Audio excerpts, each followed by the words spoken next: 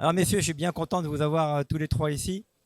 On va parler d'une thématique IA versus IoT, robotique, qui moi m'intéresse, hein. Moi, je suis un ingénieur roboticien qui n'a jamais fait de robotique, hein. Donc voilà, personne n'est parfait. Déjà, un petit tour de table. Alors, Corentin, qui es-tu? D'où viens-tu? Que fais-tu? Donc, Corentin Pellan, donc je suis fondateur et Parle bien dans le micro, hein. le président de Cycloid, donc une startup qui développe une imprimante 3D grand format à destination des industriels et qui mêle, on va dire, des briques d'automatisation pour faciliter l'expérience utilisateur. C'est quoi une imprimante 3D grand format? C'est quoi? Grand format, c'est volume d'impression de 2 mètres par 1 mètre par 1 mètre, donc 2 mètres cubes à peu près. Ok, et dans quelle typologie d'utilisation? Donc c'est tout ce qui est filament plastique, donc c'est pour maqueter, prototyper, l'outillage et puis la pièce de petite série. Ça sera pour l'industrie et le bâtiment C'est ça. ou... C'est Ok, ça. donc Alors pour il y a les... deux secteurs, l'industrie et le bâtiment. Donc le bâtiment, c'est pour tout ce qui est conception, prototypage et puis promotion.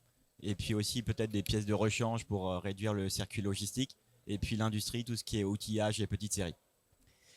Depuis combien de temps tu travailles sur ce projet? Ça fait maintenant 7 ans, quasiment 7 ans que je travaille dessus. Ça fait 7 ans que tu travailles sur ce projet. Et il y a eu un premier produit? Alors la preuve de concept est en cours de développement et doit être finalisée à la fin de l'année. Et effectivement une commercialisation qui est attendue en 2025. Donc tu vas commencer à commercialiser en 2025. Après, Dans à peu près 9 mois, Dans- 10-9 mois. après, grosso modo, 8 ans C'est de ça. recherche et développement. C'est ça. C'est Et ça. comment tu finances ça? Donc il y a plusieurs sources de financement. Il y a les subventions à l'innovation, la BPI France, et puis aussi tout ce qui est prêt d'honneur de différentes fondations, donc fondation IMT. Et puis aussi du consulting dans des groupes industriels donc, qui permettent de ramener du cash chaque mois et de financer un peu les différentes briques techno. Bon, on parlera plus après. Cédric, ça fait pas très longtemps qu'on se connaît. Bonjour Dominique. Bonjour. Ouais, tout à fait. Mais j'ai tout de suite eu un bon contact avec toi et j'étais en fait d'une démarche, on dirait, produit qu'on pourrait penser classique. J'ai tout de suite vu que c'était pas classique. Et oui, il y a du potentiel caché effectivement dans voilà, notre solution. et c'est ça qui m'a amené à vouloir continuer d'échanger avec toi. Qui es-tu? D'où viens-tu? Que fais-tu? Et surtout, comment en es-tu arrivé à avoir un tel succès avec ton entreprise? Parce que je sais que la croissance est assez soutenue. Merci Dominique, merci pour l'invitation. C'est vrai que c'est un nouveau secteur d'activité que nous sommes en train d'ouvrir et de découvrir, puisque nous avons démarré un petit peu dans l'immobilier avec des projets pour les bailleurs sociaux. Qui je suis, d'où je viens? Je suis du coup fondateur de la société Access et je suis un ancien consultant de chez Capgemini. Donc j'ai fait mes armes chez Capgemini et ensuite j'ai lancé la solution avec des ingénieurs issus de la French Tech. On a lancé une solution de gestion des clés pour automatiser l'accès aux bâtiments et aux véhicules, mais également des casiers connectés plus largement pour le stockage de petits équipements. Et d'où est venue cette idée?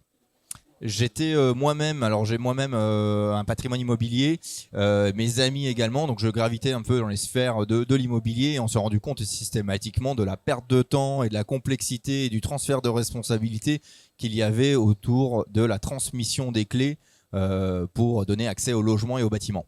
Donc ça a été notre point de départ et ensuite on a rapidement travaillé avec des professionnels dans le domaine de la location type Pierre et Vacances ou myva.com. Donc on a été issu de ce domaine-là. Ensuite on est allé un petit peu dans la gestion automobile puisque notre solution répond également à des problématiques de gestion de flotte automobile en interne pour les entreprises. Ah oui. Et enfin, aujourd'hui, on arrive très naturellement sur des sujets plus immobiliers avec les bailleurs sociaux qu'on découvre. Ce sont des nouveaux métiers pour nous, mais qu'on peut adresser grâce à notre technologie. La création de ta société, c'est quand? On a démarré il y a 10 ans maintenant. Ouais. Et on a fait évoluer considérablement le produit. On a profité de la période de Covid pour faire évoluer, pour faire énormément de recherche et développement et pour faire évoluer le produit pour qu'il soit beaucoup plus adapté aux différents secteurs d'activité. Et vous êtes combien aujourd'hui dans la société? Aujourd'hui, on est 25 dans la société. Wow. On fabrique franco-français. On a notre équipe de développeurs ingénieurs ici à Paris avec le call center. Et on a tout un site de production à Châteauroux en Centre-France. Donc on est vraiment très fiers d'être de l'innovation française et de fabriquer tout en local. Donc vous maîtrisez l'ensemble de la chaîne de valeur de ton produit, quoi, en fait, de la conception à la fabrication, quoi. C'était très important pour nous. On voulait maîtriser de la conception à la fabrication. On a également un bureau d'études. On voulait pouvoir faire évoluer le produit. Et puis on défend également des valeurs RSE, puisque par exemple sur nos chaînes de montage et de production, on a des gens en réinsertion sociale. Donc voilà, c'est des choses qui sont très importantes pour nous. On veut produire local, mais on veut également avoir une utilité publique et sociale. Faire des choses qui ont du sens. Faire des choses qui ont du sens pour nous et pour l'équipe et pour l'entreprise, c'est important pour nous. Ouais. Ça colle bien avec la culture SBLM. Tu étais de formation technique au départ, enfin je dirais universitaire ou pas?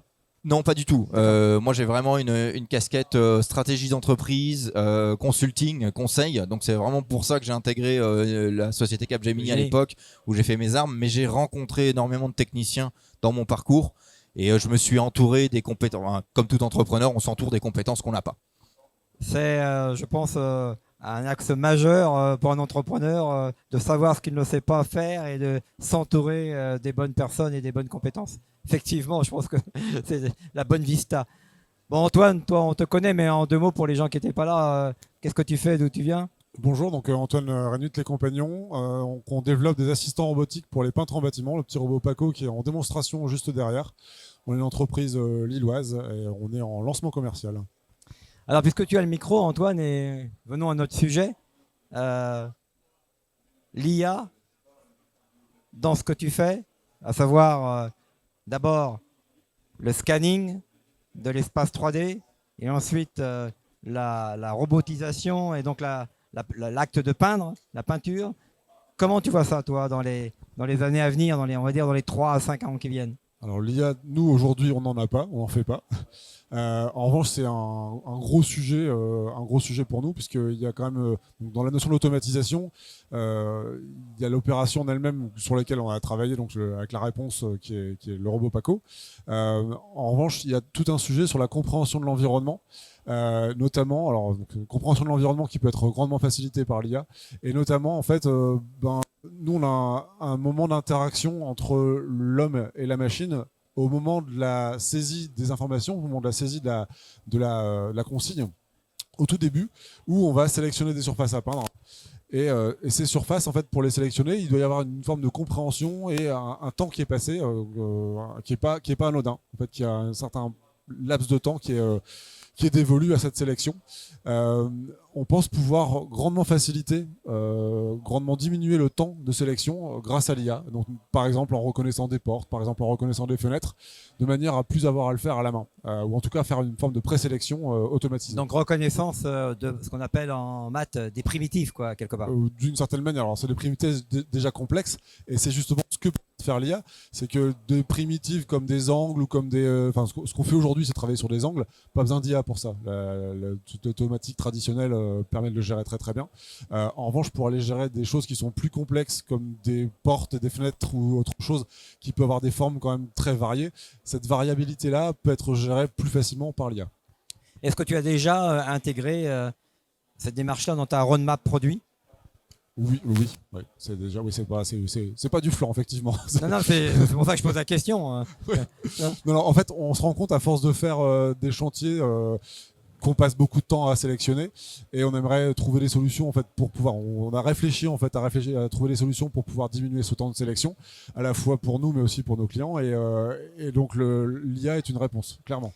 Et est-ce que dans la démarche également de la mobilité des robots, l'IA, ou dans la co-collaboration entre robots, l'IA peut amener quelque chose? De la mobilité des robots, oui. Alors on n'est pas expert en IA, et donc c'est une des problématiques, c'est que aujourd'hui l'IA ça paraît vraiment magique pour beaucoup de choses, et il y a des domaines d'activité qui sont bien cadrés, hein, tout ce qui est les LLM, tout ça, les large language model, tout ça, on commence à connaître parce qu'on a beaucoup d'exemples autour de soi, mais on connaît pas bien les limites en fait de l'IA. Et donc nous on se projette en se disant, il y a plein de problématiques de robotique, purement robotique, d'accessibilité, de positionnement de base, de planification de trajectoire, où on voit les limites de nos algorithmes aujourd'hui, et on aimerait aller plus loin, et on se dit que c'est soit d'un côté beaucoup d'heuristique, un peu technique, mais donc beaucoup de logique en fait qui est appliquée, soit une solution magique par IA. Mais comme ce sont des domaines qui sont moins explorés d'un point de vue IA, on a moins de visibilité en fait sur ces sujets-là.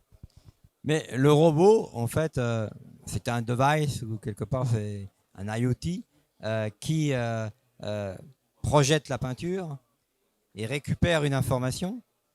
Dans cette démarche-là, si on se place à un niveau plateforme de données, est-ce que l'IA pourra amener quelque chose d'après toi?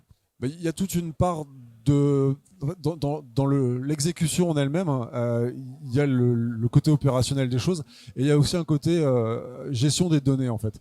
Et aujourd'hui, cette notion de gestion des données, ce sont des choses qu'on fait de manière encore un peu empirique parce qu'on n'est pas encore une plateforme justement. Mais dans notre vision, à terme, on sait que cette donnée en fait, elle est vraiment importante. On le voit en fait dans la façon dont on interagit aujourd'hui avec nos prospects. Le fait d'avoir des statistiques sur le fonctionnement du robot, sur les quantités qui sont appliquées, sur le type de peinture, etc. En fait, c'est de la donnée qui aujourd'hui est peu exploitée parce que finalement les choses sont exploitables de manière très manuelle. Nous, on a la capacité avec le robot d'automatiser les choses. Donc l'exploitation de cette donnée, aller chercher des motifs, aller chercher des comportements, ça, ce sont des choses qui, au travers de l'IA, en fait, sont accessibles. Donc la plateforme, le couple plateforme d'information, données et exploitation par les algorithmes qui permettent d'aller chercher en fait la typologie de chantier qui va bien, les types de peintures qui sont utilisés. Donc ces schémas de fonctionnement là, c'est les choses qu'on espère pouvoir exploiter au travers de l'IA. Donc en fait, si je comprends bien, en tant que device slash IoT intelligent, tu vas récupérer, tu auras accès de plus en plus à des données et donc l'IA pourra t'amener une valeur ajoutée Oui. significative. À la fois sur l'usage et sur la maintenance. Voilà. Toi, Corentin, merci Antoine. Toi, Corentin, bon, tu n'as pas encore lancé ton produit, mais je connais ton esprit technologique et technique. Comment tu vois l'IA et sur quel point tu penses que l'IA peut amener du bénéfice à ton imprimante 3D grand format? À la machine. Bah déjà, on développe du coup le logiciel dans la machine que ma startup développe. C'est-à-dire, attends. Donc dans la machine, il y a l'imprimante, le hardware, et puis il y a aussi la partie software qu'on développe aussi. D'accord. Et tu développes les deux? C'est ça, exactement. Oui. Alors juste une petite parenthèse, ce garçon développe tout seul. Donc il développe le logiciel et il a désigné chaque pièce de sa machine en CAO et il fraise ou je sais pas quoi chaque pièce de la machine. Donc on parlait d'intégration de ton produit sur la production de ton produit. Lui, une personne, il fait tout. Je ferme la parenthèse. J'ai rarement rencontré quelqu'un qui faisait aussi bien que lui. Donc oui, effectivement, sur le développement logiciel, on essaye déjà d'intégrer des algorithmes dits d'intelligence artificielle qui vont nous permettre d'optimiser le temps de production de la pièce et donc le temps d'impression et d'augmenter le rendement de la machine. Le parcours aussi, non Alors c'est sur le parcours, c'est aussi sur le positionnement de la pièce. D'accord. Et sur effectivement le parcours outil qui est important, mais aussi le positionnement de la pièce qui va être important par rapport au parcours outil. 2-3 points majeurs de différenciation avec la concurrence, ça va être quoi, Corentin? Les points majeurs, donc effectivement ce que je disais, nous on développe le logiciel. Souvent les concurrents ils prennent un logiciel open source, ils l'adaptent à leur machine et donc effectivement ils n'ont pas ce point de différence où nous on peut ajouter des algorithmes d'optimisation dont des algorithmes dits d'intelligence artificielle. Et puis le second point majeur de différenciation, c'est toutes les briques technologiques d'automatisation du processus, donc le changement de bus automatique et de filaments automatiques. Ok, donc ça c'est avant toute chose au niveau du soft, au niveau du logiciel. C'est ça. Le soft permet de piloter en fait les briques d'automatisation et de faire vraiment l'interface entre l'homme et la machine. La cobotique. C'est ça, exactement. Et au niveau du hardware, est-ce que tu vois une possibilité que pourrait amener l'IA au niveau du hard ou c'est vraiment uniquement au niveau du soft? Je pense que pour l'instant c'est vraiment au niveau du soft. Peut-être dans le design, nous, effectivement, en termes mécaniques, l'IA peut être intéressante puisqu'elle permet peut-être, des fois, il y a des algorithmes d'intelligence artificielle qui permettent d'enlever de la masse sur des parties mécaniques. C'est ce que je pensais à la fabrication, moi. Donc, sur la fabrication de la machine, effectivement, ça pourrait être une chose intéressante, mais que j'ai pas encore réfléchi et intégré dans le processus de prod. Ok. Alors toi, Cédric, là aussi, avec les casiers intelligents, tu es un IoT, ok? Et moi, je pense qu'on ne peut pas travailler uniquement sur la donnée au niveau de la chaîne de valeur, du cycle de vie du bâtiment et des infrastructures, uniquement au niveau du soft. Je pense que, et c'est pour ça aussi que je travaille en collaboration avec Antoine, outre le fait que je trouve que son développement et son produit est vraiment extraordinaire, parce qu'il faut être dans le terrain. Il faut que le terrain puisse remonter de la donnée et renvoyer de la donnée au niveau de la chaîne de valeur. Donc toi, tu es vraiment partout quasiment avec tes casiers connectés. Comment tu vois ça, toi ? C'est exactement ça, Dominique. En réalité, c'est vraiment la double fonction de notre produit, puisqu'effectivement, on a l'e-device qui va pouvoir lui-même effectuer l'opération de simple stockage de clés ou d'équipements et de mise à disposition. Ça, c'est sa fonction première. Mais on a tout un second volet où justement, on va pouvoir l'utiliser pour faire de la collecte de data, de la restitution en temps réel et de la remontée en temps réel de la data. Et ça, c'est très intéressant parce que justement, tu parlais d'IA tout à l'heure. Nous, par exemple, on a des projets recherche et développement sur l'IA. On est en train d'intégrer l'IA dans nos machines également. Alors, c'est le début. Il faut vraiment qu'on mesure un petit peu tout le potentiel de l'IA. Mais c'est très intéressant pour nous parce que du coup on rend nos machines deviennent des points de contrôle, des points de remontée de data, des points de finalement on a des projets avec des projets comme l'homme mort qu'on appelle. Finalement ce sont des projets où quand on travaille avec des techniciens à la SNCF, quand on a des techniciens qui sont sur des chantiers où il n'y a aucun réseau, il faut avoir des systèmes de contrôle où en cas de malaise, en cas de problème, la machine est suffisamment intelligente pour dire attention, il n'y a pas eu de restitution de la clé, il n'y a pas eu de fin d'intervention. Donc j'envoie une alerte. Et j'envoie une alerte, effectivement. Et là, il y a toute une analyse qui peut être faite. C'est une alerte, justement. Alerte. Je crois que le technicien n'est pas remonté, c'est bien ça? Non, mais et donc, ça j'entends, mais comment l'IA va, sur quelle typologie de fonctionnalité l'IA va pouvoir vous aider, amener quelque chose à votre service et à votre produit? Je pense que l'IA, alors déjà il faut vraiment étudier les cas d'usage. Je pense qu'il va falloir s'adapter aux clients. Nous aujourd'hui, l'IA on va l'intégrer pour offrir plus de possibilités. Finalement on est une couche basse. On a la couche terrain de la remontée de data, mais on n'a pas vocation à traiter la data. Donc on va pouvoir faire tout un tas d'interactions avec l'utilisateur final, tout un tas d'automatisation. Mais nous, notre idée, elle est de remonter la data à des plateformes qui sont des couches intermédiaires comme Intent, et des superviseurs comme Intent, exactement. J'allais les citer. Intent avec qui on est raccordé, qui eux vont pouvoir faire l'analyse de la data. On a Intent, on a Surfy avec qui aujourd'hui on a des projets potentiels où c'est très intéressant de surveiller les bâtiments. Tout ça c'est du collectif SBLM. C'est du collectif SBLM, donc voilà tout l'intérêt du collectif et on est ravis, merci pour l'invitation et on est ravis de le rejoindre. Mais on le rejoint également grâce au projet client et finalement c'est les clients qui vont nous dire j'ai besoin de telle data, on va pouvoir intégrer de l'intelligence, on va pouvoir tous travailler en collaboration là-dessus avec nous de la collecte, du traitement et de l'intelligence dans les machines et une remontée de cette intelligence aux plateformes intermédiaires comme Intent. De toute façon, il n'y a pas vraiment de IA productive sans avoir de la volumétrie de données. Et donc, que ce soit Antoine potentiellement à terme ou Corentin et surtout toi, vous avez des devices qui sont dans le terrain et qui vont pouvoir remonter beaucoup de données. Donc, après, à vous de choisir les bons modèles mathématiques et les bons algos pour effectivement, comme tu venais de le dire, délivrer un service particulier à la clientèle en fonction de leurs besoins. Mais tout ça doit remonter quelque part dans la chaîne de valeur et c'est pour ça aussi qu'on fait ce qu'on fait en tant qu'SBLM pour permettre d'avoir une donnée qui soit continue, fiable et accessible. Et tous les trois, à votre niveau, vous permettez cette démarche-là. Est-ce que tu le vois comme ça? Oui, tout à fait. Et on permet également de la centraliser. Moi, je prends des projets clients où il y a des milliers de bâtiments à gérer en France de manière décentralisée. Souvent, c'est géré depuis le siège ici parisien. Quand on a des milliers de bâtiments partout en France, d'avoir des devices qui sont dans les différents bâtiments et de pouvoir collecter la data, la centraliser et la traiter et pouvoir réagir en temps réel sur son bâtiment alors, en étant à plusieurs centaines de kilomètres de distance, c'est très très important pour nos clients aujourd'hui. Antoine, est-ce que c'est important dans ta démarche commerciale maintenant que tu débutes au niveau européen avec Unicalo et AkzoNobel notamment.